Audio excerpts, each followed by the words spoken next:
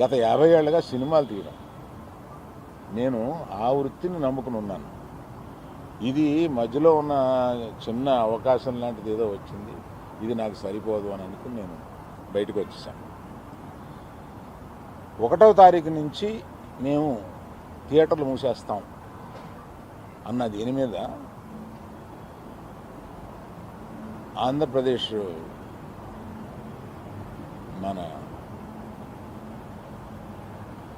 Cinematography minister గారు react అయిన విధం చాలా సమంజసమైందని నేను ఫీల్ అవుతున్నాను. ఎందువల్లంటే నాకు కూడా మీరు ఆన్ రికార్డ్ చెప్తున్నాను, ఈ థియేటర్లకు సంబంధించిన ఏ మీటింగ్లోనూ నేను వెళ్ళలేదు.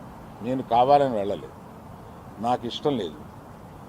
ఈ థియేటర్కి సంబంధించి 3 మీటింగులు జరిగినాయి. 3 మీటింగులకి నేను వెళ్ళలేదు. వెళ్ళకపోగా మా గీతా ఫిల్మ్ డిస్ట్రిబ్యూటర్స్ని కానీ అదర్ అసోసియేటెడ్ ప్రొడ్యూసర్స్ కానీ ఎవరిని వెళ్ళొద్దు అని చెప్పాను. కారణం ఏంటంటే థియేటర్స్ నిజంగానే స్టాండ్ అలోన్ థియేటర్స్కి చాలా కష్టాలు ఉన్నాయి.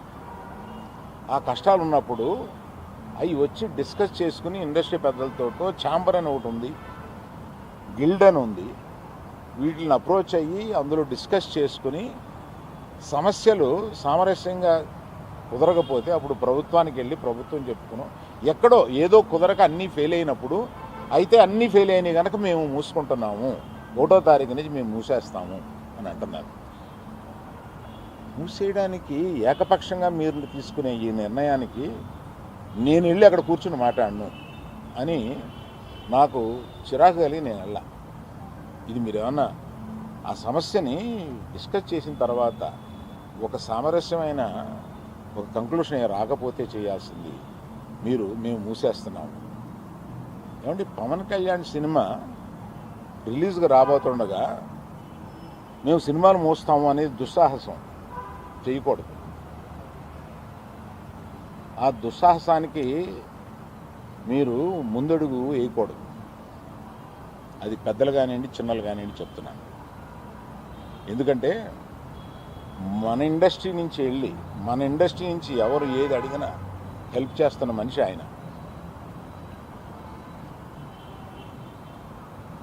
ఆ రోజు మేము అశ్విని దత్ గారి కోసం కొద్దిమంది కలిపి వెళ్ళాం పవన్ కళ్యాణ్ గారిని కలవడానికి.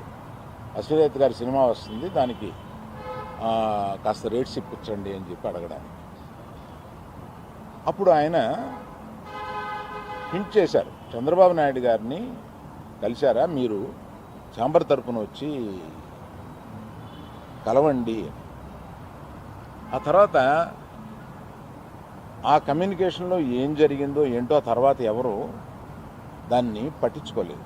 నేను ఒకళ్ళిద్దరితోటి ప్రస్తావిస్తే చంద్రబాబు నాయుడు గారు మాకు తెలిసిన ఆయనే కదా, పవన్ కళ్యాణ్ గారు మాకు తెలిసిన ఆయనే కదా, మేము వెళ్ళి పని చేయించుకుంటున్నాం అన్నారే తప్ప ఛాంబర్ వారు కానీ ఏ సంస్థ కానీ వెళ్ళి అఫీషియల్గా మనం అందరం వెళ్ళి కలిసి కష్టం వచ్చినప్పుడు కలవడం వేరండి.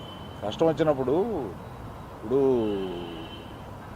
మనం అసలు ప్రభుత్వం వచ్చిన తర్వాత వెళ్ళి మనం కలవాలి కదా, కలవాలి. పవన్ కళ్యాణ్ గారు హింట్ చేసినా కూడా అది జరగలేదు.